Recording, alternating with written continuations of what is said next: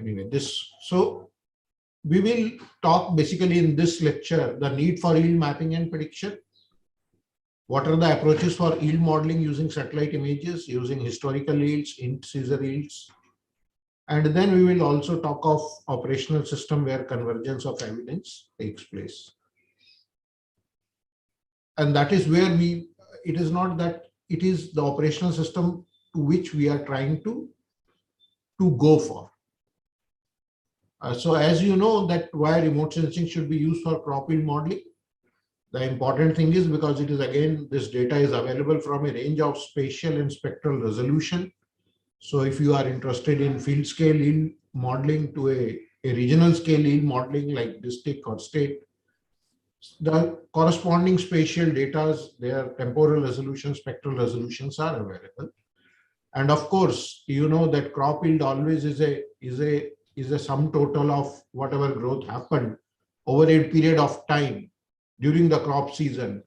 So many times the yield modeling, you need to do repetitive monitoring to finally arrive at the final yield figures. So remote sensing that way is also amenable because satellite, they come at a constant interval, right from every day to 5 days to 15 days.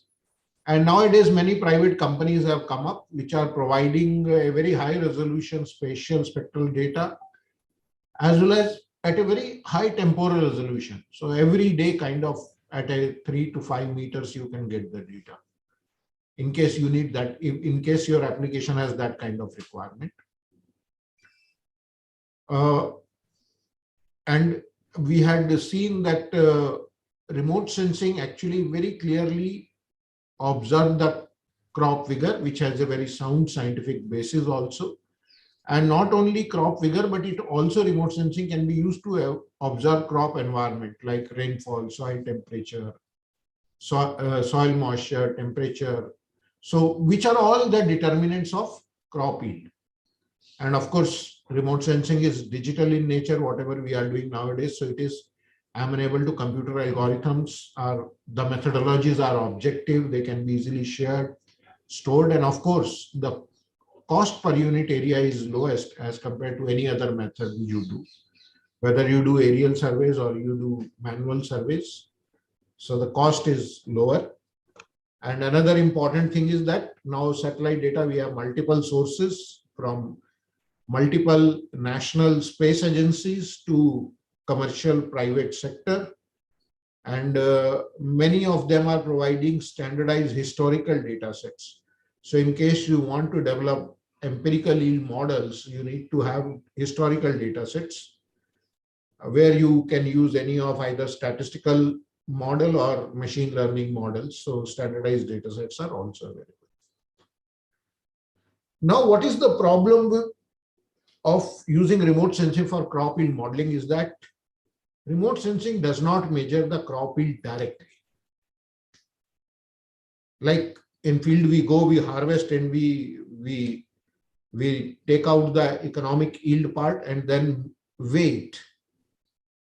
But remote sensing is not doing that. It does not directly measure the crop yield.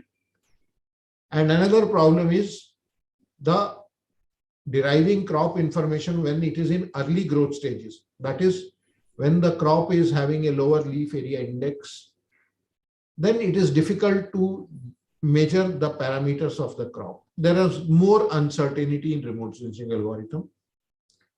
In some of the crop, because from remote sensing, we can actually find out the greenness, vigor, or health. And in some of the crop, this may be poorly related to crop yield. So there may be some crops where they may appear to be too green, but that greenness is not directly related to what is going to be the final economic yield.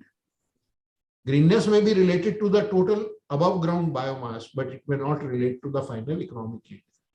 One example is like cotton. Cotton is an indeterminate crop. And many times the crop may be green, but due to pest infestation, it won't be having any flower or buds on the crop.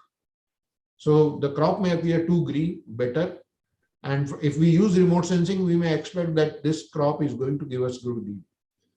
But there is another reason, and because of like uh, pest infestation, there may not be any flower or bud which may ultimately lead to economic yield. So some crops, this problem is there.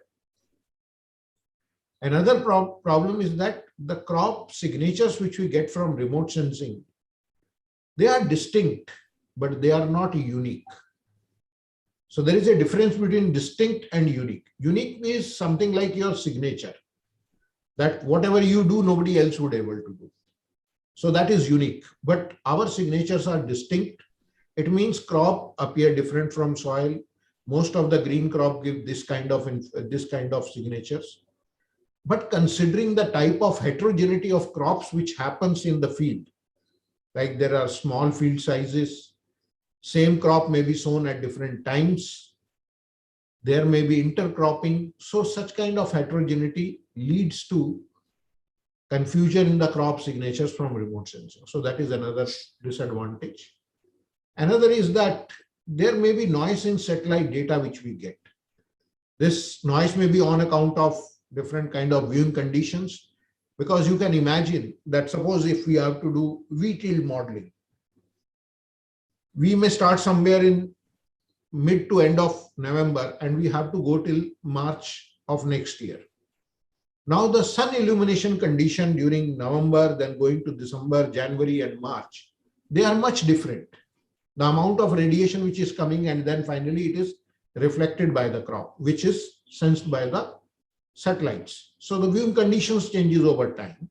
There may be presence of clouds, which adds noise to the images, or any vegetation index which we derive from them, unless we correct for that. Or there may be presence of hazy conditions. There may be aerosols on account of especially pollutants.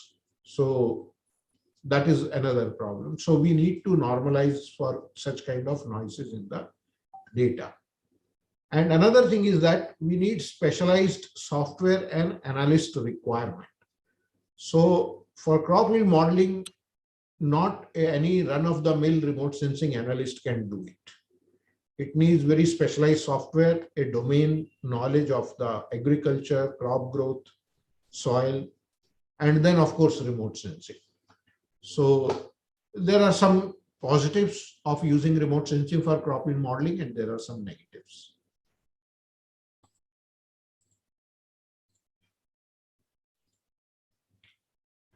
So if we divide the whole yield modeling approaches, which I have understood over time.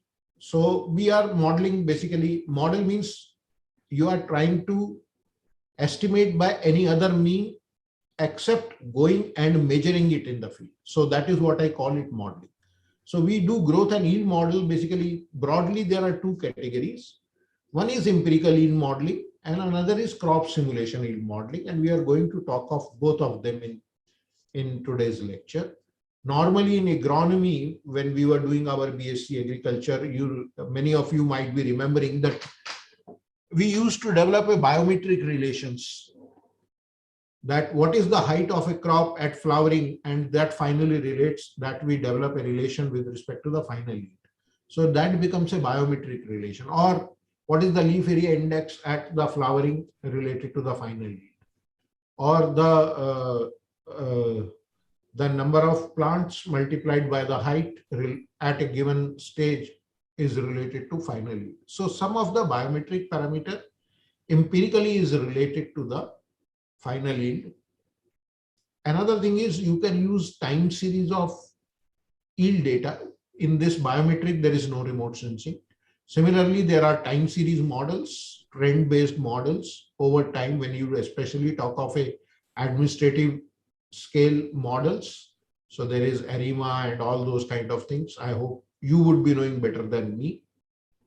Then of course there are econometric models where the independent variables relate to the econometrics. They are more related to prices, availability, production, previous season, any other policy input, and all those kind of things. And Just a minute. Hello. Hello, Namaskar, sir. Namaskar.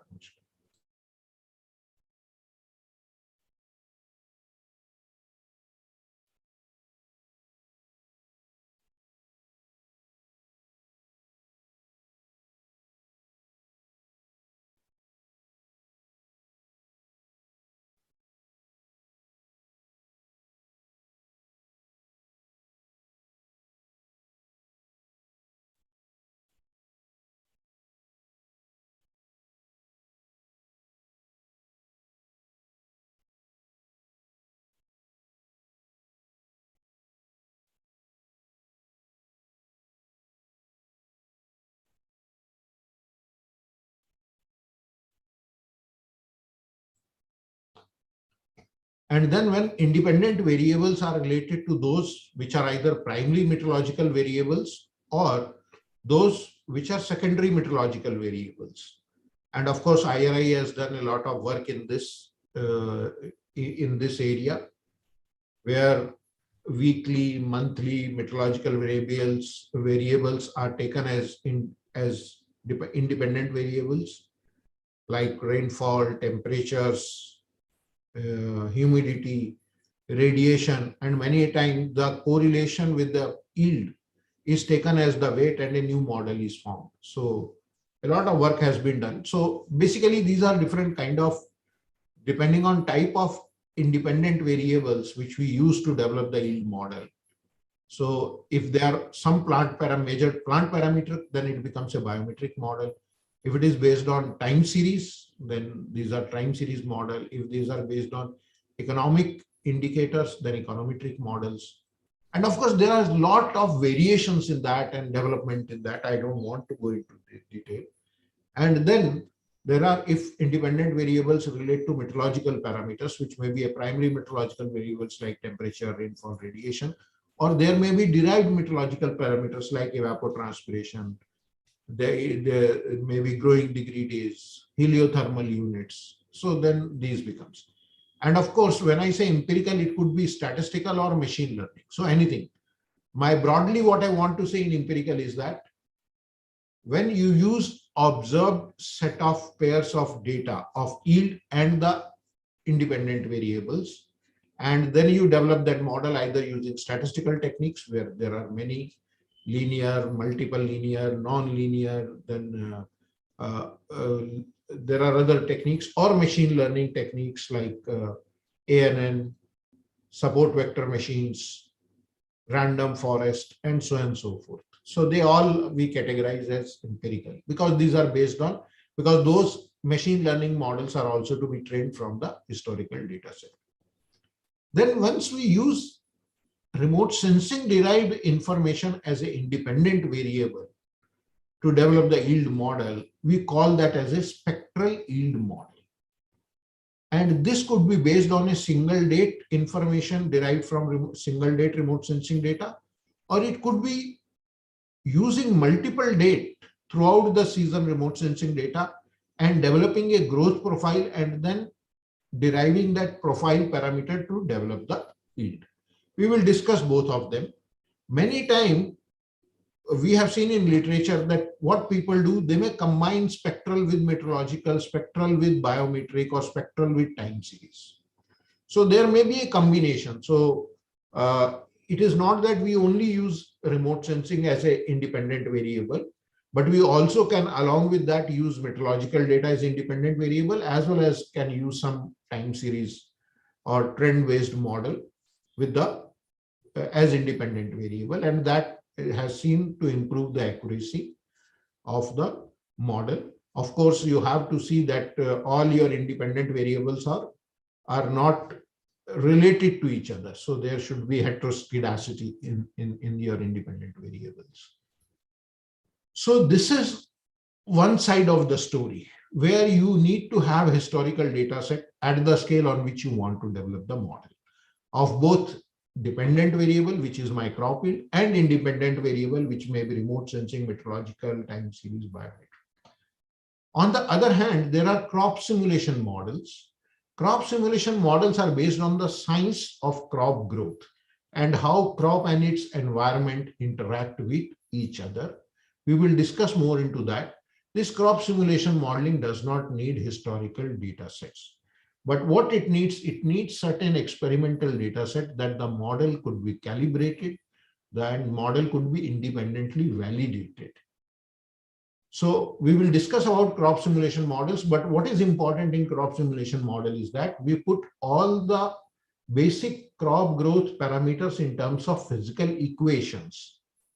Like if there is a how much radiation is coming, how much is atmospheric CO2, given the crop growth stage, how much amount of photosynthetes would be produced. Once photosynthetes are produced, how much would be used by the plant for its own respiration? That depends again on the growth stage and it depends on the temperature.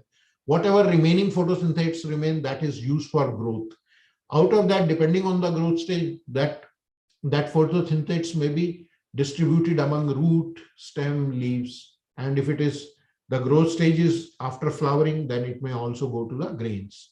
So all those kind of equations which are related to having feedback mechanisms. So a lot of science is there. But as you can imagine that besides not only crop growth, it also depends on how much irrigation is given. So you have to write a whole module of soil water balance. That soil is divided into different layer, how much irrigation is given, how it is that water is going to percolate to different layer and how different water uptake would happen. That depends on not only the atmospheric demand, but plant growth stage, plant water status itself that will determine. Similarly, if nitrogen is to be applied, then in what way nitrogen is applied in the soil, whether it is in terms of organic matter or it is in terms of fertilizer. And if you apply fertilizer, some of volatilization, it may evaporate, some may leach down. So you have to write all those kind of physical equations to put the processes into this model. So what is good about crop simulation model is that a lot of our science, our understanding goes into these models. And so they are very good in simulating the effect of any external factor. But problem is that because it needs so many, there are so many equations and it needs so many inputs. So these simulation models are very difficult to apply at a very large area. For experimental farm where you can measure all the inputs and give to the model, that is okay. But our purpose is not that. Our purpose is to ultimately make it for operational uses in the farmer's field over a larger region. So for that purpose, the simulation models can be run for certain locations, but you need to have data from those locations. Or if you want to run it for a larger area, you divide your whole region into different grids and assume that each grid is uniform in terms of all the inputs which are required by the crop simulation model. Or similarly, you can run the simulation model as one run for the administrative region for which you are trying to predict the crop yield. Now here, this is what traditionally people have been doing, and many crop simulation models now provide interface with GIS so that these simulation models can be run spatially. But one of my own research area for long has been how to assimilate or link remote sensing data with these crop simulation models so that I need not to generate measured input data from the fields to provide to these crop simulation models. So the crop simulation models, spatial runs can be without remote sensing or with remote sensing. So once it comes with remote sensing, a lot of remote sensing information, which like leaf area index, soil wetness, crop phenology, we can derive and give into this model to correct this model for some of the errors in inputs. So this is the overall broad yield modeling approaches. And our main focus would be either here or it is how crop simulation models can be spatialized with remote sensing. Is it okay? Shall we move forward? Okay, sir. Okay. At least if one says,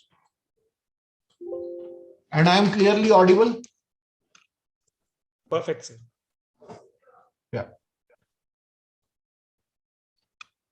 So this is where our focus in this lecture would be.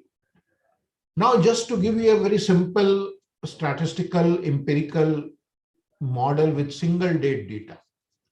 So what you can do, suppose this is an area, on the left side is a satellite image, it is a false color image.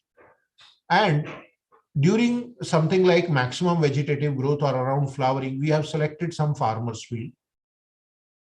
These are around 22 farmers field across some 3-4 villages. And wherever you are seeing the red, actually this is the wheat crop. Mostly at initiation of flowering, and this is our maximum vegetative state. And what you can do, you actually go into these fields at the end of the season, do the crop cutting experiment and generate the yield data. Once you have generated that yield data, then you can go back and take a satellite data, which is around maximum vegetative growth or flowering, and can develop this kind of a simple linear model. And you find that there is a very good correlation between the yield which you finally get, and you can generate some kind of a vegetation index out of this, like NDVI. So NDVI versus yield, you can generate data. And once you have generated this model, now you can apply to every other field to know what would be their yield. But of course, the R-square says it is 0.84. So something like 15 to 20% uncertainty, unexplained variance remains with these models. And many times that is not acceptable. So here what it is showing, that a small area, if I am taking, these are the fields which we use to estimate the yield. And then we have applied to every other field to generate a yield value between something like 2.1 tons per hectare to 4.8 tons per hectare. But this particular approach, which is an empirical approach, now here, because you have few number of crop cutting experiments, so we use statistical model. If you have large number of crop cutting experiments, you can train also a machine learning algorithm also. But here you need to do in-season crop cutting experiments. So here remote sensing basically is used, that whatever model has been generated from certain sites, that is extended to other fields or other sites also. So this is one simple example.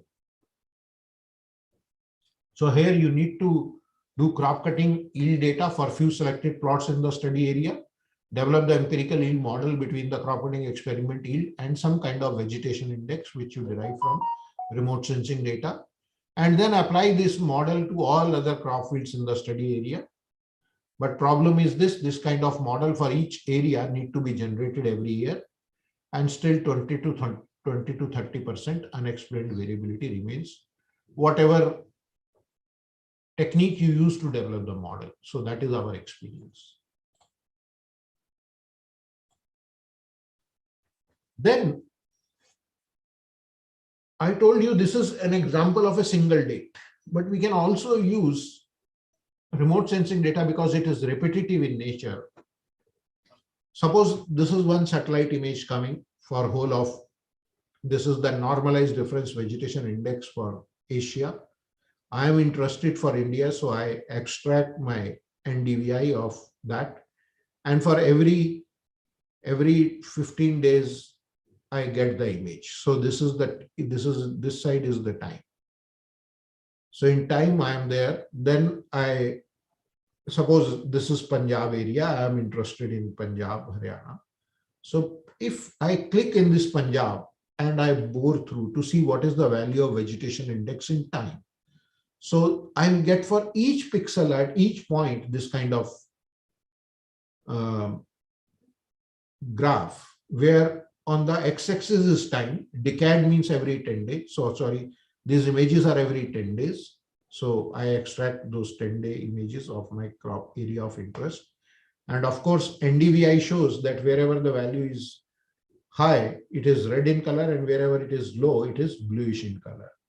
So NDVI is basically an index which is related to the health or greenness of the crop. So if I plot this vegetation index in time, I'll see that as from June onwards, this crop is growing. The value of vegetation index keep going up. It reaches a peak somewhere around September. In between, there is a dip that is most probably related to some presence of cloud or atmospheric noise. And then again, it comes down. And then next Rabi season, when it is sown, again, it shows growth. This is again, that dip is due to the presence of some kind of atmospheric noise. And then again, it shows growth and then maturity. So you see, if you have multiple images and you see the time series of vegetation index, it clearly shows typically a crop growth during Kharif and Rabi. And you see after Rabi, the vegetation index value is lower for a longer time because this is the time during April, May when the fields are barren. And then again from June 2nd week or so, the sowing starts for the other Kharif crop. So this way now, if I click on every other point, I'll get this kind of a profile. Now using this profile also, I can actually generate a model. So I'm just again as an image I'm showing for Haryana. This is a coarser resolution data. So where each pixel you are seeing, it is squarish. This is something around 1 by 1 kilometer. So, and again, the data here is of NDVI. So we call it that as from mid-December to mid-January, it is becoming green. So we call it as green wave. By mid-February, it is becoming too green, Haryana, Punjab. Mid-March, again, it is greening. And then mid-April, it is browning and then browning. So because of this coarser resolution, we have a high revisit of satellite. And there is always, I had shown, there is a noise in the remote sensing data. So we need to filter that kind of noise before working on this and actually fit a curve, which we call it as a growth profile. And from that curve, we derive certain parameters. Those parameters shows the integrated seasonal growth. So instead of a single day remote sensing data, now we have used the data for throughout the crop growth season. And whatever parameter you derive from this profile, that relates much better to yield than a single day data. So basically, this is the kind of profile you will get. So you can actually put some logic to determine what is the start of the season and what is the end of the season. The slope of this curve, which is rising, is going to give you the rate of greening or rate of growth. And the slope on this side is going to give you what is the rate of browning or rate of maturity. You can integrate the area under this curve, which is called small integral. So it gives an idea of the total, how much duration photosynthetic activity happened in the crop plant. And also you can, from this, you can derive what is the maximum vegetation index, which could be a maximum greenness or maximum leaf area index. So such kind of parameters are derived from this crop growth profile. And mind it is for every pixel. So I'm just giving you an example that we did it for a long time back. We did it for Dehradun district. And Dehradun district, you know, is mostly either it is forested district or it is hill district. And there is only small valley area where the crop of wheat is grown and the field sizes are really scattered, fractured and smaller.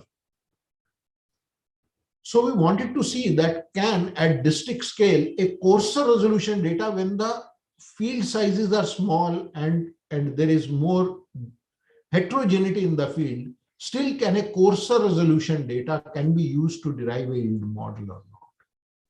So we used a satellite which is called MODIS, and from that we derived a vegetation index. So we derived basically a historical time series of data between 2000 to 2010. We did some kind of filtering. Filtering is a kind of a curve fitting so that all those kinks which come in the growth profile due to the presence of noise in the atmosphere, they are removed. We also have to classify to see which are of our crop of interest. So if it is wheat, we have to derive that and then derive some phenology parameter. So this is kind of phenology parameter which is derived. So it could be a small integral, it could be a larger integral, it could be this amplitude, it could be again that left derivative rate of greening, it could be right derivative which could be right derivative which could be rate of maturity and left derivative which could be rate of greening. So there is a freely available software available in MATLAB. It is called TimeSat. So it can do this kind of data processing and derive all these parameters. So then once you have these parameters available at the district scale for each of the pixel, you can average out for the district. So problem is you are going to get profile parameters for each of these pixels. So here it is the crop of interest wherever you are seeing the red color.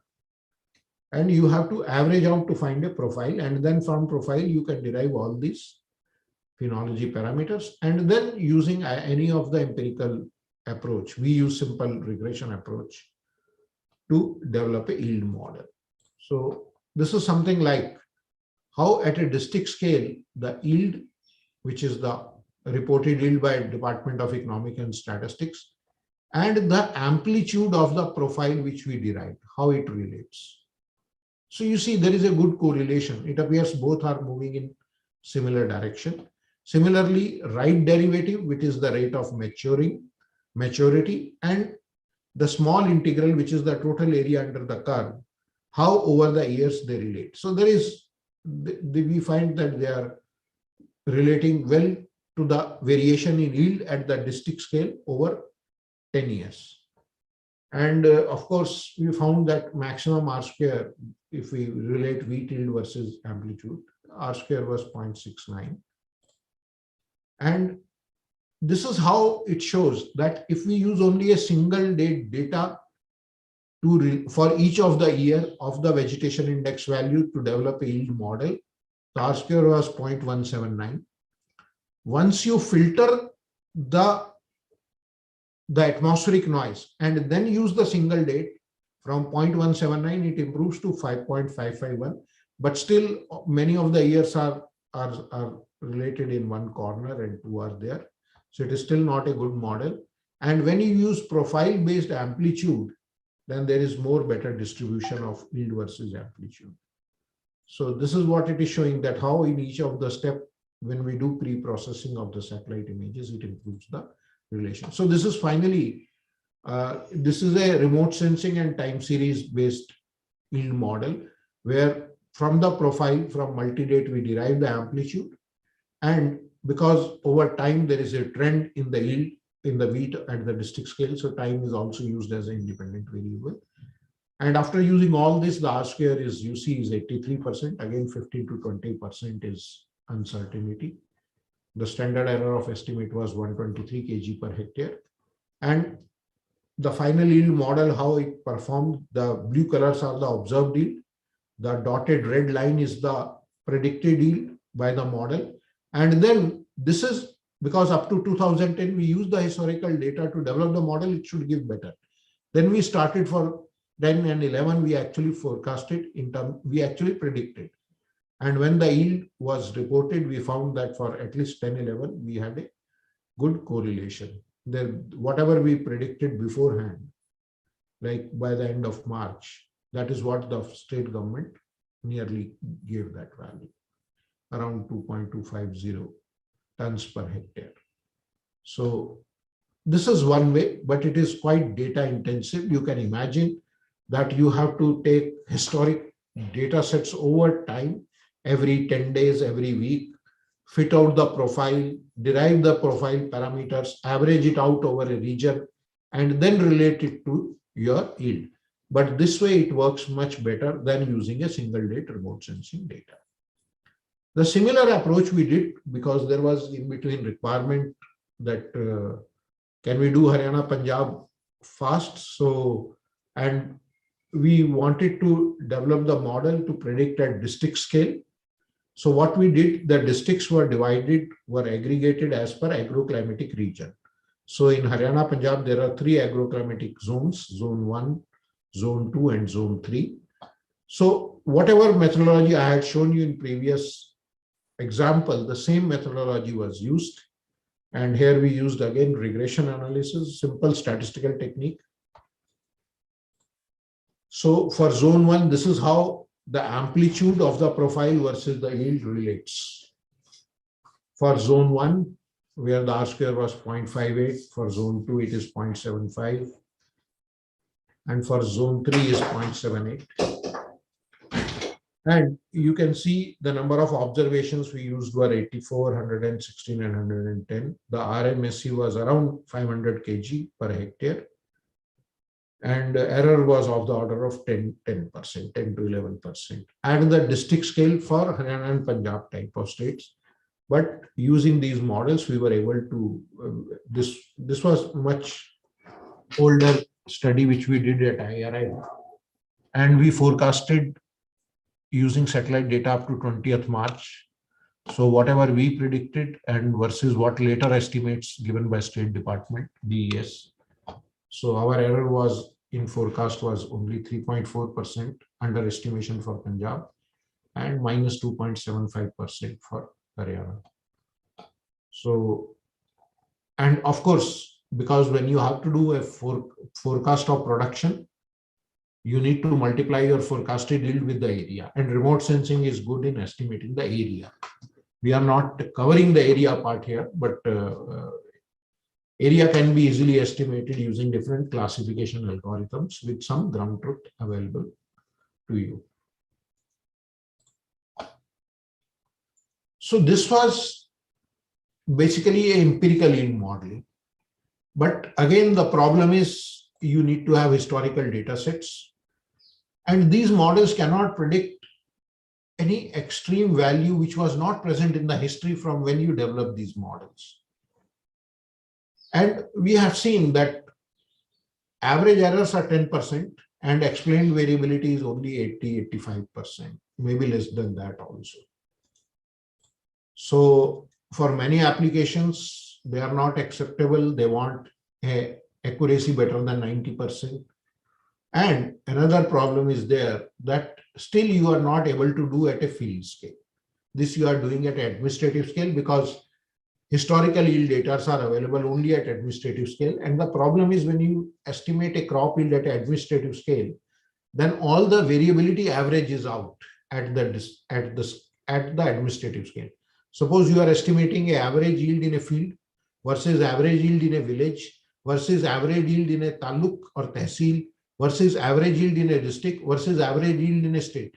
So as you move to a larger administrative region, the variability start averaging because you get all kind of lower, higher value. So law of central tendency works there. Everybody studies that in statistics. So with these some shortcomings there, we go to another approach where we put a lot of science in developing crop modeling systems. So you may be aware that Indian Agriculture Research Institute is the only country in the India which has its own crop simulation model. Otherwise, there are mostly coming from outside India, like DSET series of crop models, APSIM from Australia, then EPIC from US.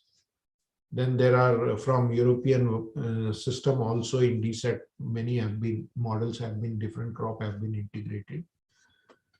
So, but in India, we have our Department of Environment Science has been at the forefront in developing and improving a series of crop models under a brand name called InfoCrop.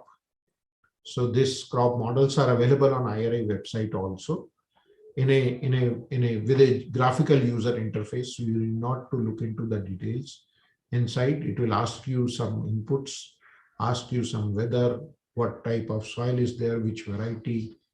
And if you don't have, even you tell your location, there is a database where it can pick up many things. Suppose you don't have the properties of your soil. What is the bulk density? What is the hydraulic conductivity? What is the depth? So still we have put in a database that if you tell your location, it approximates what is the type of soil may be present there. So where it simulates the effect of major yield regulating factors like weather, where it needs input on rainfall, temperature, solar radiation, wind speed. It needs information on which crop and what is the type of variety of that crop. So it means it needs information on the physiological characteristics of the variety, phenological characteristics, and morphology. Then it needs a lot of information on soil on which the crop is growing, like what is the texture, pH, depth, fertility status in terms of organic carbon, available nitrogen, available phosphorus, and the type of agronomic inputs put into that which seed, what depth of seed, what seed rate, whether farmyard manure, how many time of irrigations given, whether it is flood irrigation, sprinkler irrigation, drip irrigation, fertilizer is 1 split, 3 split, what is the dose and all that, and management inputs on date of planting, fertilization, irrigation. So you can see that model works good, but it needs hell lot of inputs. So much inputs can only come from a very detailed measurements at the field scale. And so these simulation models have more or less have remained as a scientific tool with the scientists only. So though they are good, a lot of science they put into these models, but because of their high data requirement and that too kind of data which is not easily available, their applicability at regional scale has been always limited. So in this slide, I just want to give you an idea of what goes into a crop simulation model. These are process-based and dynamic in nature. It means they simulate the growth at constant time scale. It could be a 1 day, like Infocrop do the crop growth at 1 day interval. So it needs input, especially that of weather at 1 day interval. Every daily weather data, it needs to run the model. And it is based on quantitative understanding of the processes which goes into soil, atmosphere, plant. But it integrates all the things, soil, weather, crop management factors together. So their predictive ability is good, but because they are input data intensive, their applicability at regional scale is restricted. So this is one problem. And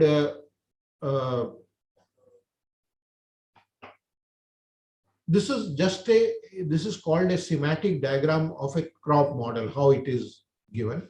Suppose there is atmospheric CO2, there is radiation coming, and based on temperature, there is a module which also tells about what could be the development rate, and based on that, what is the development stage of the crop. Because you need to know whether crop is in emergence, whether crop is in jointing, or it is in vegetative stage, it is in flowering stage, it is in maturity stage. So this basically runs based on what is the temperature.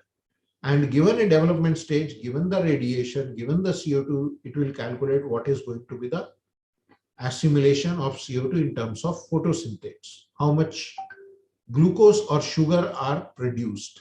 So out of that, depending on the atmospheric temperature, there would be some maintenance respiration and some losses of that photosynthesis would happen. Rest, whatever they are available for growth. But once the plant convert as a process from glucose to proteins to fats to higher carbohydrates, there is again growth respiration. So this growth respiration, again, it removes. And whatever after that is available, it is available to be partitioned among leaves, stem, panicles, and roots. And partitioning, how it depends on what is the development stage. And once those weights are calculated, depending on the stage, from leaf weight, you can calculate how much is going to be the leaf area index. And based on that leaf area index, for the next day, you again run this module. So this is only a simple crop growth module. There could be soil, atmosphere, fertilizer, pest, so many things. So our basic premise of using remote sensing with this model is that if we link within season observations of crop growth or crop environment, which is estimated from remote sensing, with this crop model, then that linking may steer the model on the correct simulation path and may compensate for many of the errors which are there in the inputs. because for each field may not be knowing so much inputs. So this is one example long time back, predecessors to Infocrop, there was WT Grows. And this is one example where we had only specialized a crop model like WT Grows, it is a wheat growth model in a GIS environment. So what we did that it would ask for what is your study area, and once it knows the bound, it will ask you at what grid size you want to run the simulation model. You also need to provide the administrative boundary map, how many number of districts, tehsil, whatever you want to know. From remote sensing, we need to provide also what is the classified area map, where is the crop, then daily weather. Daily weather is coming from stations at point, some weather constants, soil map coming from NBSS LUP, some soil organic carbon to initialize what is the fertility of the of the soil. Then for each grid, or because this system used to run on grid, for each grid we were not knowing which cultivar, which is the sowing date, what is the irrigation fertilizer. So only at district scale such kind of inputs are generated, provided in a GIS environment. In GIS, it generates overlay a grid, apply the crop mask, and find out only those grids where your crop of interest is there. For on a given day, how many weather stations are reporting the data, it will interpolate them to generate the surface, so that daily weather spatial files could be generated. Soil texture map, depth class map, organic carbon by interpolation would be generated. And of course, depending on the grids lying in whichever district, they would be assigned. And this whole data is transferred to a link to a central database, which is in a RDBMS, and where each grid number is defined, its central at long is also stored as an attribute, what is its geographical area, define a unique grid number and to which district it belongs, because we were providing administrative boundary map. In each grid, what is the fraction of crop of your interest which is coming, each grid which is the corresponding weather file, what are the weather constants for that grid, what are the soil water constants. So from soil texture class, applying some pedo transfer functions, we calculated soil water constants because these are needed by the crop model. Then similarly, what is for each grid, what is the average soil depth, for each grid, what is the organic carbon content, for each grid, what based on which district it is there, what is the dominant cultivar, so cultivar properties, what could be the median date of sowing, what is general practices of management of irrigation and nitrogen. So this all comes into that, and then there is a interface program which for each grid run this crop simulation model. So you can assume that for each grid, this model runs for crop growth for 120, 130 days, give the outputs, this output goes back into the GMS, and that could be visualized back as a crop yield map in a GIS, or could be aggregated at the administrative boundary to find out what is the crop yield. So this is one example where simulation model is used, where GIS technology and remote sensing is used to specialize the crop model. So this is the kind of output. So this we did it for Haryana, and each grid was 5 by 5 kilometer, and all those inputs would be generated, put in the GIS, and then goes to central database, run for each of these grid the simulation model, and finally it would generate a yield value. But you see some kind of artifacts are coming, like this whole area is appearing to, because this is one district. This may be one district, this may be one district. So depending on management practices which are there. But now it is generating for each grid what is going to be the crop yield, 3.5 ton to 4.75 tons per hectare. And I'm only showing you one output as a crop yield, but it generates so many other outputs. So such kind of maps could be generated by specializing the crop yield. And then in this system, we found that from remote sensing, if we find out the phenology and link into this system, because we were knowing the sowing date, average sowing date at a district scale. we were not knowing for each grid what is the sowing date. So what we did, we used multiple data sets. Similar to that, we have vegetation indices, generate a profile. Now in remote sensing, the problem is when the crop growth is there, this is very clearly visible. But in the initial stages, when the crop is small, you cannot, remote sensing has more uncertainty. And our purpose was that phenology means we wanted to find out what is the date of sowing in each of the grids. So what we did, that we run the simulation model with different date of sowings and try to match the growth with the NDVI profile. This is the NDVI profile, this profile.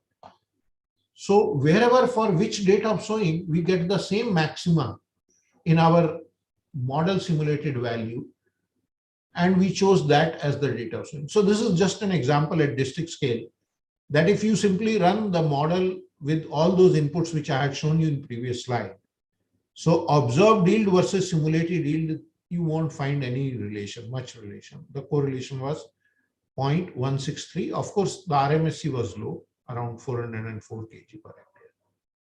But once district-wise you define the irrigation and nitrogen, so R improves from 163 to 0.16 to 0.53. And once you also add the simulated phenology into that, it becomes much better. Now R is 0.74, but there is a constant bias also we are finding. This is 1:1 line and it is underestimated. So, but anyway, what it shows is that if you can use remote sensing data to derive the phenology, it improves on this spatialization. Now I will come to another study which we conducted where our interest was a field scale estimation of crop yield. And this is much detailed study one of my PhD student did. So on the right side, this is the Google Earth image in the background, true color. And on that, we actually digitized the each survey or Khatani number of that village and selected some of these white colored patches which you are seeing. These are the fields which we selected and which we monitored very intensively. So this is one village.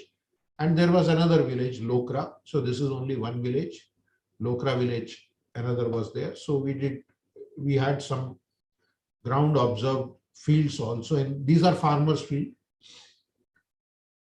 And you see the plot size, it means square meter area of whatever we selected. So it was medianly, it was something like 4,200 square meter is the field size. That is the median where 50% cumulative frequency is there. So in these fields, what we did, these are those fields in Lokra, Mumtajpur. In not only one, but in 2 years, we did this study. And a lot of survey data we collected from the farmers. And we found that variation in sowing date for wheat was between 1st November and 25th December of the selected fields which we had taken. The farmers were applying nitrogen as low as 70 kg and as high as 195 kg. The seed rate varies between 87 kg per hectare to 150 kg per hectare, though recommended is 100 kg per hectare. And the number of irrigations provided were varying between 4 to 6. So you see among some 40-50 farmers field itself, there is a lot of variations. But this data was collected, and what we did, we took that InfoCrop wheat model, and for those farmers field, given all the measured inputs, so we measured the soil properties, how many irrigations farmer has given, how much fertilizer he has given, in how many splits he has given, which variety he has sown, what are the variety characteristics, what is the date of sowing, what is the depth of sowing, what is the planting density, and all those inputs we provided to this model, and we found that model was doing a good job, provided all measured inputs were given. So days to anthesis means days to flowering. We had a very high correlation. The error was only 3%. Days to physiological maturity, the error was only 2%. The index was 0.98. The total above ground biomass error was 4%. And of course, in the yield, which model was able to simulate was with 6% error. So what I want to say that these crop models, even if it is from farmer's field, if you have all given good major input to the model, it can do a good job of prediction. Okay. And similarly, the model in 2 years was able to predict, you were able to simulate good leaf area index. Leaf area index means number of leaf surface area on one side divided by the ground area. So it is a measurement of how many number of leaf layers are there. So observed leaf area index versus simulated leaf area index was also good simulated among those fields, both in both the years. So around 13% was the error. Now, this is the overall methodology we developed, where we used remote sense. It has two modules: remote sensing module, crop simulation module, weather forecast module, and then there is a standard database. So in remote sensing module, what we did, we took satellite images and using another physics-based model, which is called radiative transfer model, we generated some canopy or wheat crop parameters, biometric parameters, like what is the leaf area index, what is the leaf chlorophyll, what is the leaf moisture. So remote sensing, I want to emphasize here, is going into the direction where we are not doing an indirect estimate, but now we are trying to estimate the biophysical parameters, whether of soil, whether of crop, whether of ocean, whether of water, or whether of atmosphere. So I'll tell a bit detail about there. I understand that today's presentation becomes more technical, but I cannot help with that. I told you this is a much technical subject, how we do it. Now, whatever outputs are generated at different dates from remote sensing, this we assimilate into crop simulation models. So there are two different techniques we used. One is called forcing techniques, another again statistical technique. It is called ensemble-Kalman filtering technique. So leaf area index and phenology, these two phenology adjustment, these two inputs which we derive from remote sensing images, they are assimilated into crop simulation model. Now, if you want to do a crop yield forecasting, so you have to forecast the weather. So for that, we run a weather forecasting model, which is called WRF.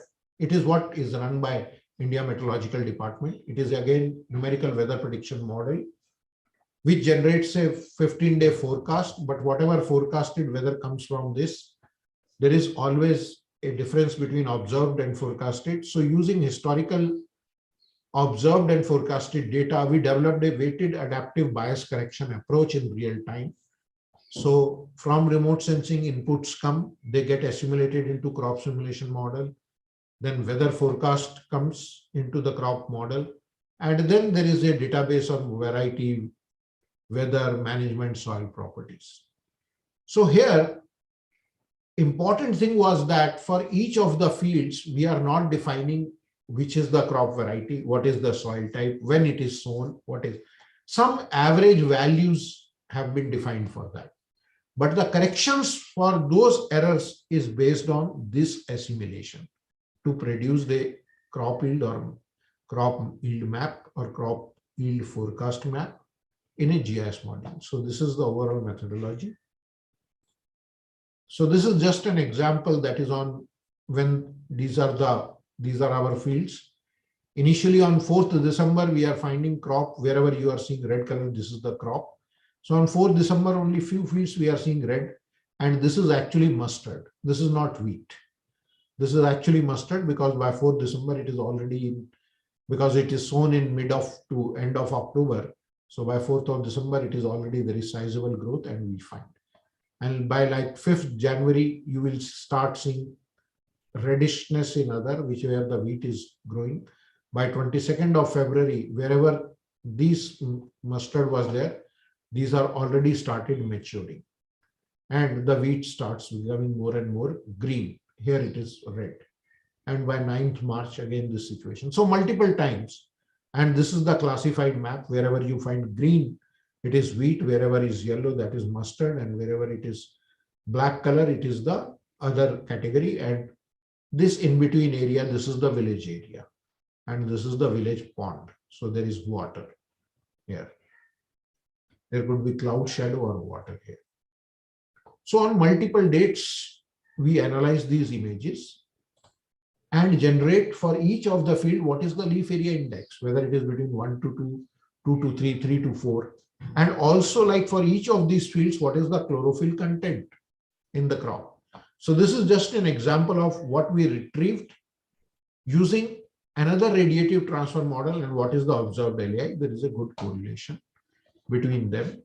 And as the crop grows, the leaf area index increases and decreases. So on different days, we have the observation. And of course, I don't want to go into this detail, how to do the correction, atmospheric correction because of the remote sensing images, how to remove atmospheric noise. Different models have been compared and we found that the model which we were using, it is able to do much better correction of the noise in the images.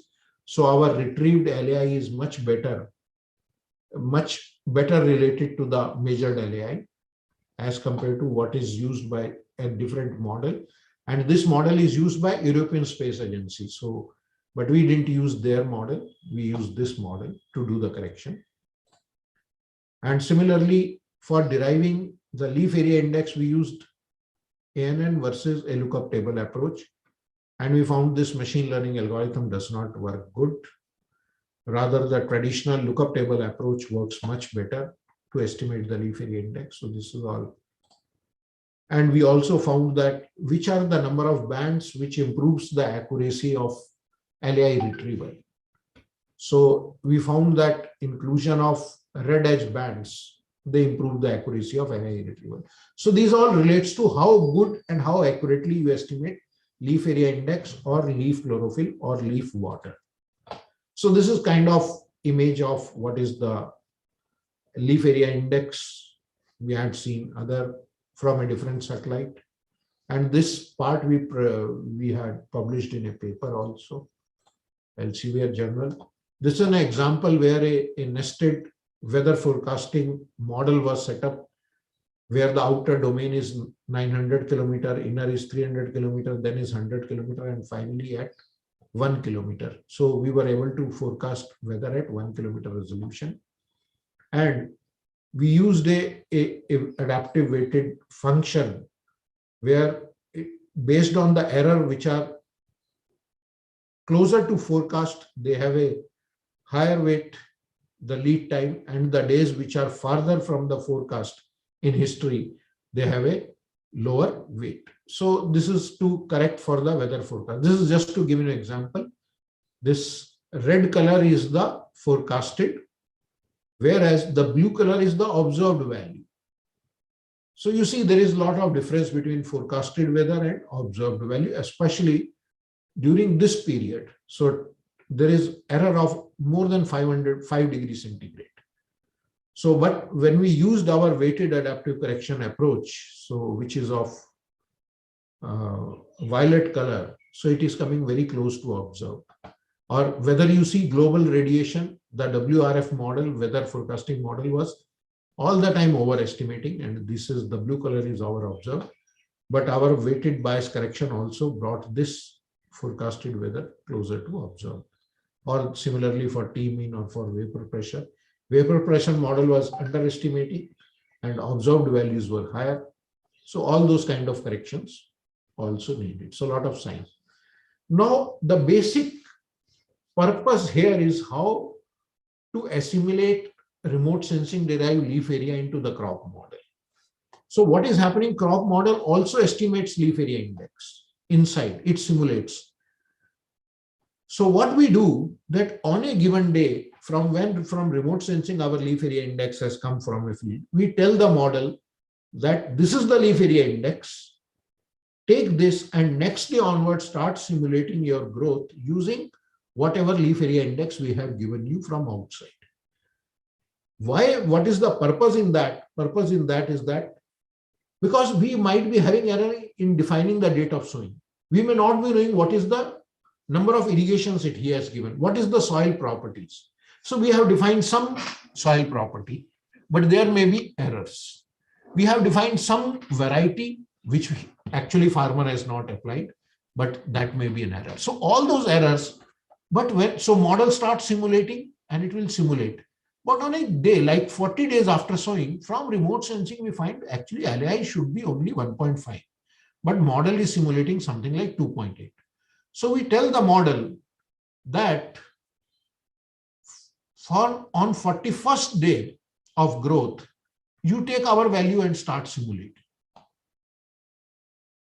So it will simulate. Why this has come lower? Because this is observed value. So there may be situation that LAI, the crop growth is lower, the seed rate was lower, the sowing date was late, crop has not grown. We had assumed he has sown on 15th November, but he might have sown on 20th November, December. So it has been able to correct for that. And again, on this day, we find that actually the LAI should be 2.5, but still it is simulating 3.5. So we tell that. So this way, we have tried different kind of combination that on 40th day after sowing, we changed it to 1.3, to change it, increased it to 4.4 on 70th day. So multiple time as and when you put into the model will keep changing its course based on the observations which comes of LAI from the remote sensing. So finally, what happens that whatever final biomass is produced, that would be different because now the model goes on a different course. So it would have, the model would have gone and predicted something like 13 tons above ground biomass. But once you have reduced LAIs, based on LAI, you have reduced the growth, it is going to produce only 8.5 tons. And coming this from different methodologies of assimilation. So now these farmers field, I'm just giving example that when those farmers field, we have defined the same input, same weather, same soil, same variety, same date of sowing, same management. All farmers field model is going to simulate the same value of above ground biomass or same value of yield. Okay. Mind it. All the farmers field, we are giving the same input. So model is going to produce the same output. But once with that, we assimilated using forcing or ensemble Kalman filtering, the satellite derived leaf area index. You see now this is 1:1 line. Now you see the blue dot started aligning along the 1:1 line. So this point has come here. This point has come here. This has come here. This has come here. So they started aligning along 1:1 line. It means assimilation of in-season remote sensing data is able to compensate for many of the input errors which we were not knowing. Here we have deliberately put it, we were knowing for those fields, but we didn't specify it to model. Okay. So this proves that whatever our thinking was there, our premise was there, our logic was there, it works. Then we did a lot of type of different experiments with these experiments, and we found that experiment number 11, which is, let me go to previous. Experiment number 11 is that where initial soil moisture, we have fixed it. Soil parameter fixed. It means fixed to all the farmers field. Irrigation, same fixed value. Fertilizer, same fixed value, all the farmers field.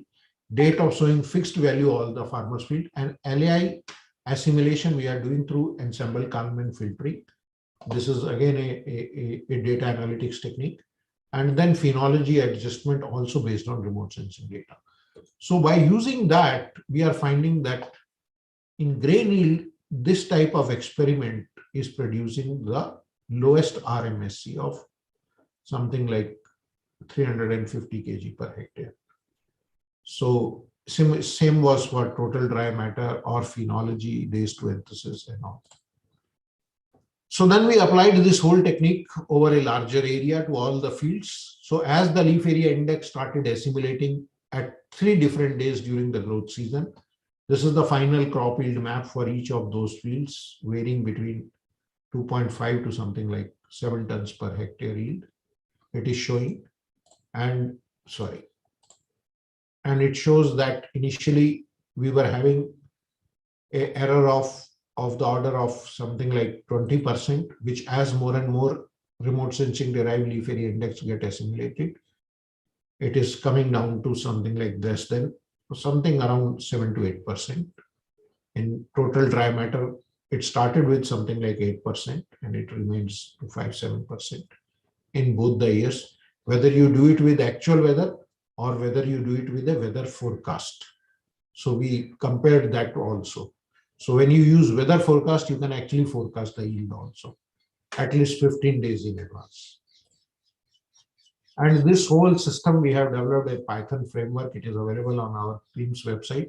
This is a point scale implementation, and then we are trying to make a software which will implement it spatially. So IRI crop simulation model, InfoCrop, the radiative transfer model, ProSail, and ensemble Kalman filtering technique, remote sensing data assimilation, and all that. We are expecting that this we would able to implement for a larger region. The problem is coming, we need really a high power computing system and data analytics to be done in real time, because a lot of satellite data, if we want to work for a group of districts or for a state, and somehow that facility yet has to come up within ICR. Though within ICR we have developed some kind of cloud, but that when it would be available to us for doing this implementation, that is a matter of time. We are waiting for that. So this we can skip. Then this we have tried to use these techniques for our crop insurance also. So in crop insurance, basically there are two kind of schemes under Pradhan Mantri Fasal Bima Yojana going. One is based on the yield index insurance scheme, for that is for major food grain crop. Another is based on horticultural plantation crop, that is based on weather. And earlier, before 2016, even there was for food grain crops, there was weather-based crop insurance scheme was there. But with 2016, with PMFBY, they had changed it to only a yield loss-based insurance. So basically in all insurance, what you do, you need to develop a relation between change in yield versus some kind of parameter based on which yield is related. So whenever the change in yield become negative based on that parameter, we call it the trigger or strike. So this kind of development of relation is called historical burn analysis in insurance parlance. So, and when this becomes 90 up, then once it starts, the yield change becomes minus 90, it goes to minus value, your trigger or strike starts, and once the value reaches to 95th percentile, you stop loss. It means maximum loss has happened and payout has to happen. So here, like we had used a weather-based index, which is extreme maximum temperature, number of days when during a particular growth stage you get extreme maximum temperature. It means that maximum temperature above 95th percentile based on historical data. So you see the relation between change in yield and more the number of extreme days, there is more and more negative change in crop yield. This is at a district scale. But correspondingly, if we develop a relation with vegetation health index, which is derived from remote sensing, then you find the R square, which was for a like extreme maximum temperature, was 0.44. In wheat is very sensitive to the terminal heat stress.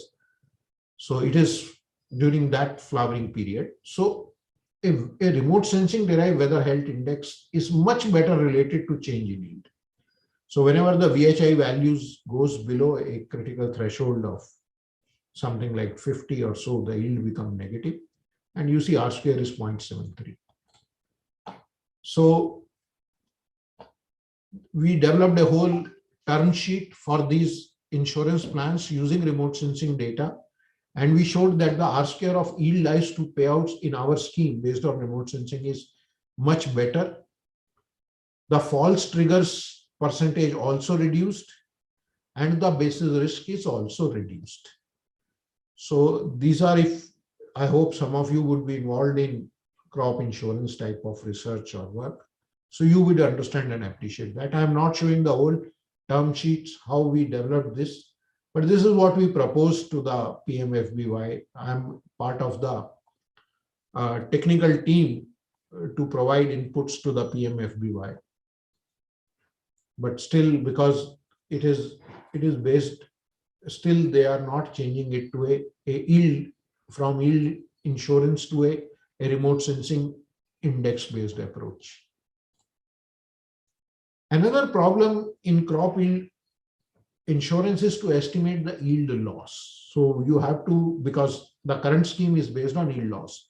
If yield loss is happening more than 10%, then only the payout happens. 10% is the basis risk, less than that, no payout happens. I hope many of you have traveled or taken a health insurance or travel insurance. So you know that when they say that if you go out and you fall sick, so for first $100 payment of medical treatment, you have to pay from your own pocket. But if it is more than $100, so whatever more than $100 is there, that would be paid from the medical insurance. So same is in case of crop insurance. So up to 10% loss in yield is not covered. If it is more than 10%, then only it is covered. So it means you have to estimate yield with very high accuracy. So here what we did, we used again the radiative transfer model, which is a canopy radiative transfer model, which shows that if radiation comes and fall in this crop, it will go under various reflectance, scattering, and then it will be going back to the satellite. And satellite is able to, this is the satellite image, and using this model, we are able to estimate leaf area index. That we did it, I had shown in previous example, but now we are making it a more simpler. Then what we do, we bring in our infocrop model. And for that given region, it could be a district, we try to find out what is the range of date of sowings, what is the range of seed rate, what is the range of fertilizer and irrigation which is given in the field. So we run the model with all those different scenarios of different date of sowing and combinations. And we generate a library of crop simulated growth realizations. And based on that, we generate on the day on which we have satellite, on the same day from the model, we generate what is the leaf area index. So this is a model generated leaf area index. And then from remote sensing also, we have a leaf area index. So what we do, we develop from the model, we have generated the simulated leaf area index, and model also generate a simulated yield.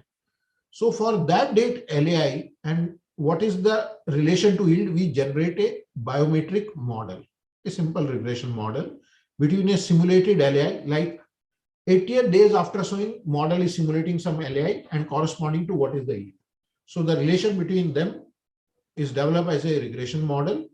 And once you have developed that regression model, from simulation, from remote sensing data, now you have a yield, you have a leaf area index image. And you have a model where leaf area on that day versus yield, what is the relation? So you apply that. So like we took this example, there were 3.2 million pixels in one district like Ganganagar. And historically, we were knowing based on DES data, Department of Economics and Statistics data, which was a bad year, which was a normal year, which was a good year. These were the yields reported by them, 2.85 to 4.17 tons per hectare.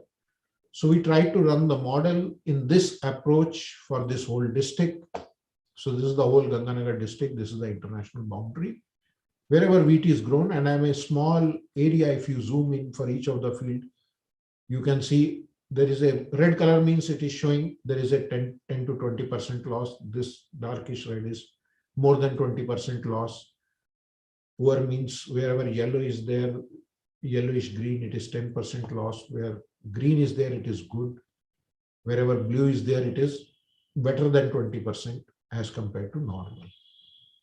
So this kind of maps we could generate. So before 2009-10, we found that more and more fields were under red. It means exceptionally poor to poor.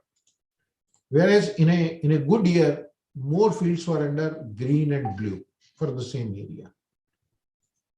So if you see overall for the district, number of how much total area.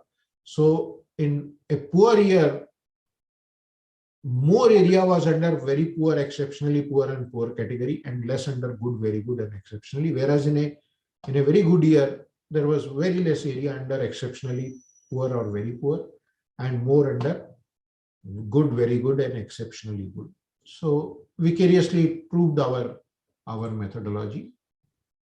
And of course, this we can skip. This does not belong to here. So now way forward is that we are trying to work in implementing an operational system where LI retrieval and assimilation into crop models with weather forecast all get merged together.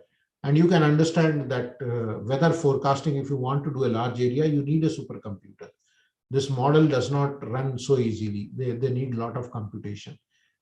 And they need a lot of global data also, because the weather at a place is also determined by many global weather parameters.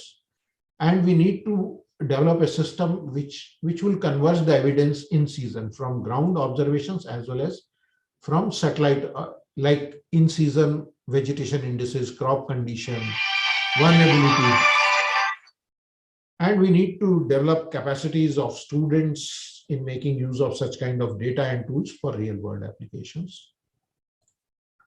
Thank you all for your patient hearing. I'm again say that whatever I tried my best, but this becomes a higher level of technical presentation because the problem is also greater. So if you have any questions, I can handle that. Thank you very much. Just unshare your screen. I think that would be better. Yes. So chat box, one question is there basically. Yeah, that I can understand. Okay. And anyone else would like to ask some question?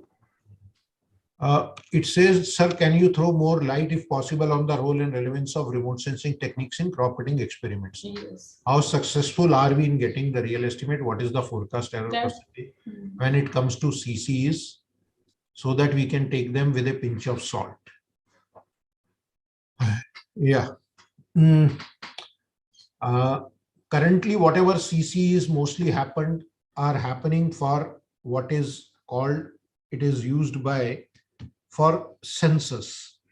Census in the sense to estimate what is the crop production area yield at a district scale, and the whole crop picking experiment, sampling plans, stratification and all has been developed for different crops in different region by the ISRI, Indian Agriculture Statistical Research Institute.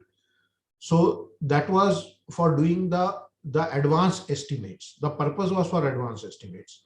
But under crop insurance scheme, again, the requirement for doing crop picking experiments increased tremendously many folds, because now your insurance unit is a village or a village panchayat, which was not in case of advanced estimate. So in case of crop picking experiments, the number of experiments increased tremendously to be done.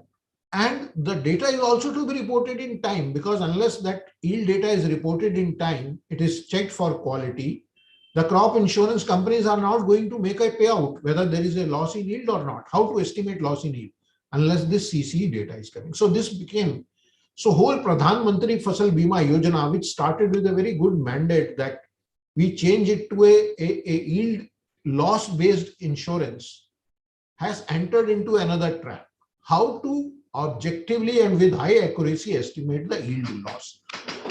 And now the whole scheme is struggling with that, and that is why many of the states have withdrawn from this scheme also, because they were finding that this doing business of CCEs, and that to so many number of CCs, and CC doing is not easy.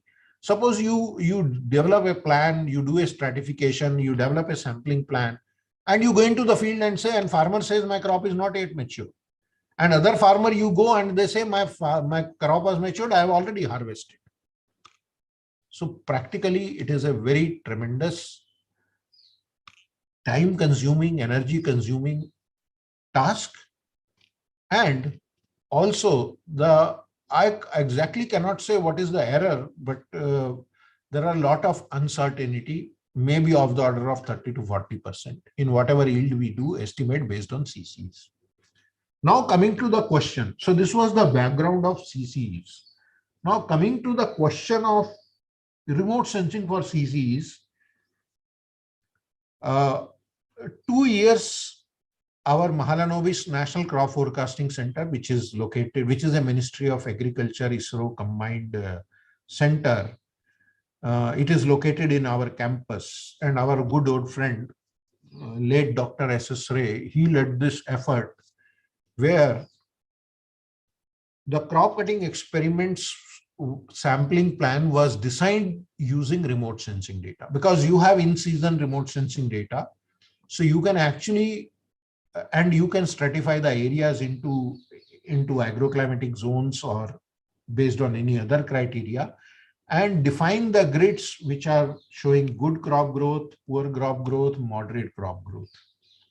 And then randomly they were able to select, tell the coordinates, and they would able to tell these are the crop cutting sites based on remote sensing data.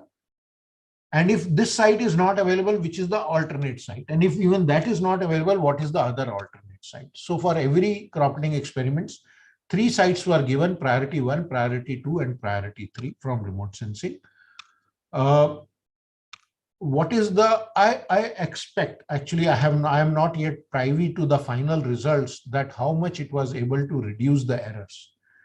But I am privy to this, that they had made up this plan and cropping experiments were done under the edges of PMFBY, because I'm also involved in some technical aspects in that.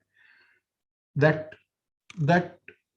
remote sensing based sampling plan for cropping experiments was expected to reduce the results, but I really don't know. Finally, results, I have not seen what happened in 2 years, whether it was reduced or not. So does it suffice to your query?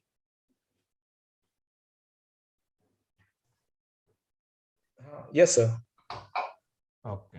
Would like to know more about the challenges that we are facing, sir, while accessing data that during remote sensing. What challenges do the researchers face?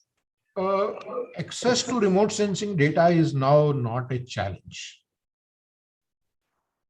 And provided if you have money also, you are supported by funding, then it is, I say, it is non-issue. Because now you can go to private agencies which are already there, and many more are in the pipeline. I hope you would be aware that Government of India has initiated a lot of reforms in the space sector, where involvement of private sector, startups, their involvement, not only in developing rocket satellites, but their applications. So data availability is not a challenge. The challenge is coming how to convert this data into the information based on which you can take a very informative decision. So there, we are finding very less kind of people who can actually understand agriculture, crop growth, who can understand remote sensing, data analytics, uncertainty, weather modeling, and all. So problem is, such kind of people are rare to get, who understand so much complexities, relate them, and also can do computer programming, use computer softwares to handle them. But if you want to scale them out, there is constraint of computing facilities, storage facilities, and all. So data availability side, the challenges have become minimal. Of course, the problem in India, one is there, that optical data is getting contaminated with cloud. So you have to many times switch over to the microwave type of remote sensing, which is more challenging and difficult to understand and needs some specialized software for its processing. So that is the case. But this is a challenging field. This I started when I used to do PhD, how to link remote sensing into simulation model, and still I'm continuing with this. We have reached a level of maturity and understanding. But you can see, I say that yield is a very, what to say? It is a very a deceiving kind of thing. And the thing which is not perfect, which is not fixed, estimating or predicting that becomes more challenging. Why I say yield is a very deceptive thing? Because yield of a plant versus yield of a field versus yield of a group of field versus yield of the same crop at a village versus yield of that same crop at a district versus yield at a state versus yield at a nation. These are all different numbers.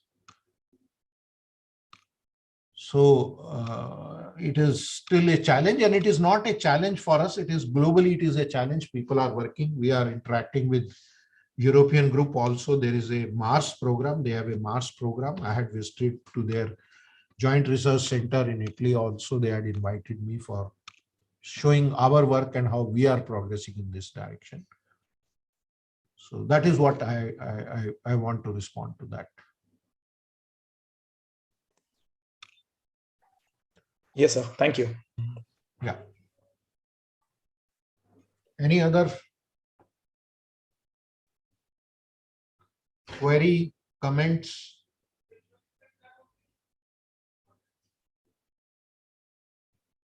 Dr. Rajni? Yeah. Your comments.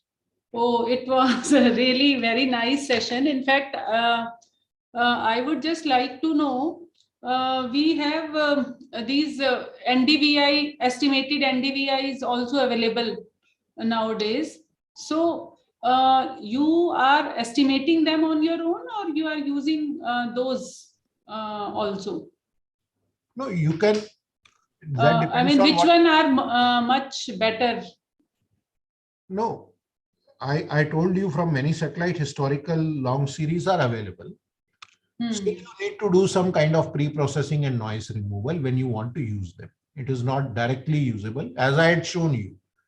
Yeah. So that is NDVI is also. And if you want to do it a real time, suppose this, now you want to forecast this season wheat yield. So you need to have a real time data like which we get from our satellite station. But anyway, that is not an issue nowadays. Within 1 to 2 days, many of the data is available. But a lot of pre-processing is needed, which needs some computation and analytics understanding also. It is not that data is available and you can directly. And you can use it, right? And of course, our, as I had shown, our purpose is not to, because we had seen using whatever technique you use, empirical models have that uncertainty. And only the simulation models have that ability to provide us good estimate.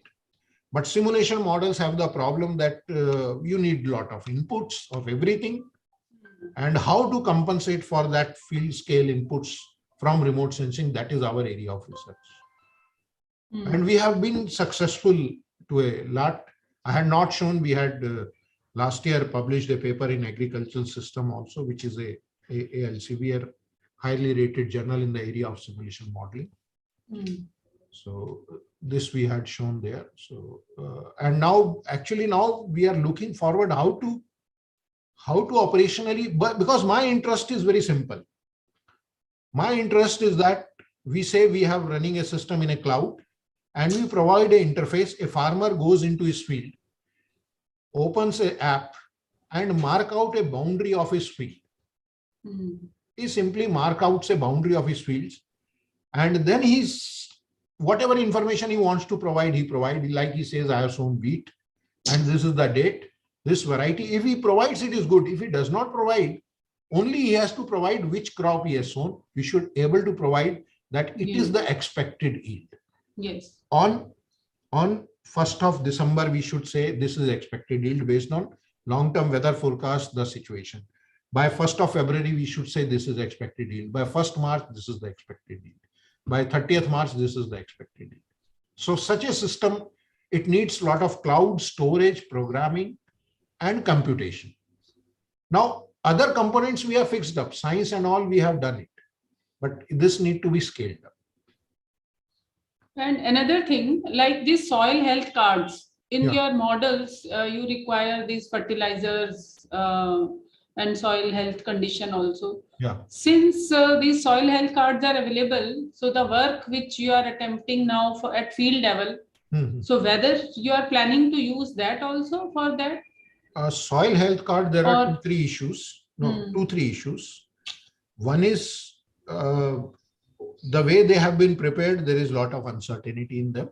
Yeah. Second problem is the kind of inputs given, they are from farmers' point of view, not from crop simulation point of view. Like our simulation model needs recommendation. available nitrogen, depth Yes. wise. It needs what is the hydraulic conductivity. Right. It needs what is the textural class. So there may not be there in the. And our issue is that we always think we are not going to get that kind of information. So how to compensate for that? Whatever coming from satellites, and use satellites to estimate biophysical. Another work we are doing now to estimate also soil moisture and put it into the crop model. So soil moisture, so that irrigation, nothing we should ask from them. From soil moisture, we should able to simulate when he has irrigated and how much water stress was there or not. So that is another area. And whether IoTs would be more helpful to you, like when you are having specific fields, Yeah. especially for moisture and all. IoT would be great because they would able to provide much needed inputs to improve on our forecast. That would be great, of course. More accurate and more accurate. But again, IoT is but there. right now There they is are a nowhere. cost, how they would data would be collected, how they would come to server and all that whole system. But I want that at least let us scale it out, because science we have done it, and start producing error with a factor of 2. It means I may be 100% in error. But once we put the system, we will start looking at where we had error, why we had error, and how to improve on that. So right now, where you have selected the fields? This we selected in Gurgaon Rewari area. Because from IRA, it takes 70 kilometers to go measure and come back same day. So like how frequently you have to measure their values? Every 10 days. Every 10 days. That was when we developed this methodology. Okay. Now we don't need to go. Now, when we wanted to validate whether we estimate leaf area index, we estimate chlorophyll, we estimate phenology, we estimate how good or bad that is. But that is required for other places also, if at all we have to. If we want to validate our results. Yes. Yeah. So we can help you out in at NEAP, we are having some field level studies where we have one in Bulandshahr, another one in Sonipat. They have Sonipat or Panipat, Dr. Subhashji? One of these. I think Sonipat only. Panipat, ma'am. Sonipat, na? Panipat. Achha. Okay. So another one in Panipat. And so there we will be selecting some farmers also for our socio-economic surveys. So we can. We can. I mean, train the farmers themselves or our field investigator who will be collecting the data. So he can help you out maybe in getting some data, and you can validate that data. Actually, recently we have tied up with a private company, Myco. So they say they would be able to provide us field observed soil data and all for 10,000 farmers. Okay. But anyway, whatever they provide, that is their promise. I don't know what they will provide. No, our will not be that much. We won't, because we take very small sample. We don't need that much. We want to validate the things in a different context, in a different environment. So that would be great. I think we can think of how to move. So here it will be wheat, sugarcane, basically in Bulandshahr. And in Haryana, we are going to work for paddy and mustard. Paddy and mustard. Hmm. Okay. So that is. So actually, mustard and wheat are doable. Sugarcane crop simulation model is in fancy. It is not that good itself. But what I am saying that if we increase the number of farmers field and all, we can also compare with different machine learning techniques, developing empirical models, machine learning versus this technique comparisons. So that could also be done. So Anyway, we will discuss more in detail. yeah. So far we have not done the sampling, but soon we are going to have that. So accordingly, maybe we can take. But you would able to do kind of crop cutting experiment type? No. Crop cutting experiment we won't be doing. Yield तो चाहिए finally. नहीं तो but that we can ask farmers, you know. Farmer तो कुछ भी बोलते हैं. No, but our results and all, they are based on that only. Like social scientists, they basically ask farmers how much he has sold, and since it will be continuous survey, it is not one day. बताता है ना. हाँ? वो बोरियों में बताता है इतनी बोरियां होंगी. No, बोरियों में नहीं. We will take standard units. हाँ. Sir, namaskar. Namaskar, Subhash ji. Just a minute. Sir, actually, under this project, for as a sample, this crop cutting kind of this thing we will do ourselves. Actually, our people will go to the farmer's field during harvesting period, and we will do some of the data. We actually will measure and calculate based on the reality. 40-50 farmer का मिल जाएगा क्या बुलंदशहर में? हाँ 50 का तो we are going to have 150 in fact. We will take from 3 जब आप villages. जाएंगे तो उन फार्मर्स फील्ड के जीपीएस से कोऑर्डिनेट्स भी ले लीजिएगा. आपके फोन में आजकल जीपीएस होता है. हाँ वो that we will take all information sir that long and all through our GPS system. Good. And this even a house let long also will be taken where he is residing. And field and condition of long-term project well and all those things we are trying to take. Actually, it will be complete household survey. Okay. And we will develop a database. What Dr. Rajni is telling from these 3 states. But what is the purpose for that project? Our purpose is that that suppose government crop insurance scheme is there. We want to test that how far the impact of various real schemes. beneficiary. So some sample basis we can have the database. Already we have benchmark with us. For particular scheme purpose, we can again go to same people and we can compare it what has happened. So this is the main purpose for this. Okay. Crop insurance actually एक बड़ा important area बन रहा है crop yield के लिए. हाँ, yes sir. But the way with so much motivation, government initiated this scheme. It is not percolating with that speed. That is the thing.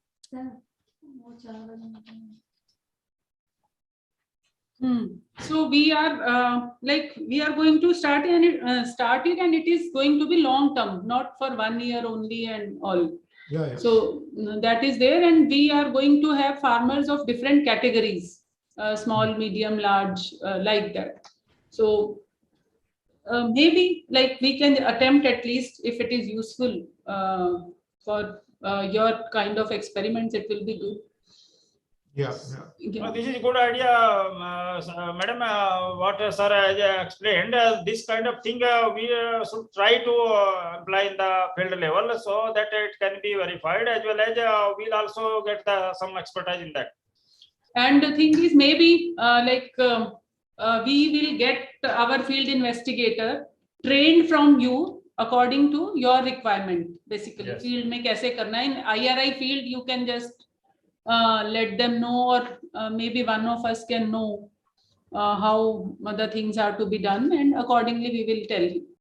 So sir, sometimes we may together go and visit the farmers also. मैं हर season में 3 बार जाता हूँ. Yes sir. क्योंकि आपने वो पिछले lecture में भी देखा होगा कि हमें कंजर्वेशन एग्रीकल्चर, DSR, वो सब करने भी हम जाते हैं. मैं तो बहुत सर्वे में जाता हूँ. हाँ, वो तो जरूरी है. हाँ, उसके बिना होगा नहीं. फील्ड में अगर गए नहीं तो. अच्छा, ये क्वेश्चन आंसर में भी there is a question. Okay, I think it is. It is from Okay. Agriculture Economics, AGC BPT. How to overcome the problem of unavailability of data for crop modeling. वही discuss कर रहे हैं. You come in network mode. So many of you are there. So one whoever is going to field, you can volunteer for that. हाँ, लेकिन हमारी नहीं, इसके अंदर कुछ इम्प्रूवमेंट होने जा रही है. गवर्नमेंट के इनिशिएटिव भी हैं और कुछ एक हमारा माइंडसेट भी है कि हम लोग जैसे कुछ जैसे एजेंसीज हैं, I don't want to take, suppose वो सॉइल मैप बना रहे हैं, सॉइल प्रॉपर्टीज के मैप बना रहे हैं, बड़े अच्छे रेजोल्यूशन पे बना रहे हैं, लेकिन वो पब्लिकली अवेलेबल नहीं करते हैं, डिजिटली अवेलेबल नहीं करते हैं कि एमिनेबल हो, उनको यूज किया जा सके. लेकिन अब एक गवर्नमेंट ऑफ इंडिया ने लास्ट ईयर स्कीम लॉन्च की है, स्वयंवत कुछ ऐसे स्कीम है जिसमें वो सारे हाउस होल्ड्स और खेत जो एग्रीकल्चर है उस सारे एरियाज को डिजिटाइज कर रहे हैं using drone and drone based service. तो उनकी मार्किंग, उनकी ओनरशिप, उनकी सॉइल टाइप, क्या क्रॉप लगाते हैं, इस तरह का डेटाबेस. एक्चुअली यूएस में ये बड़ा आसान होता है काम करना, क्योंकि वहां पर हर साल किसने क्या क्रॉप लगाई है वो पूरा मैप पब्लिकली अवेलेबल होता है. आप पूरे यूएस का मेज कहाँ लगी है उस सीजन में वो आपको मिलता है. यहाँ तो हमें खुद जनरेट करना पड़ता है या फील्ड में जाना पड़ता है, फिर उसको डेटा लेना पड़ता है. तो कुछ हमारी प्रॉब्लम भी है कि हम लोग डेटा शेयर नहीं करते. कुछ गवर्नमेंट स्कीम ये ला रही है और हमारा बेसिक पर्पस यही है कि जो सिमुलेशन मॉडल को चाहिए, अगर वो ग्राउंड से नहीं मिल रहा तो हम उसको रिमोट सेंसिंग से लाएं. हम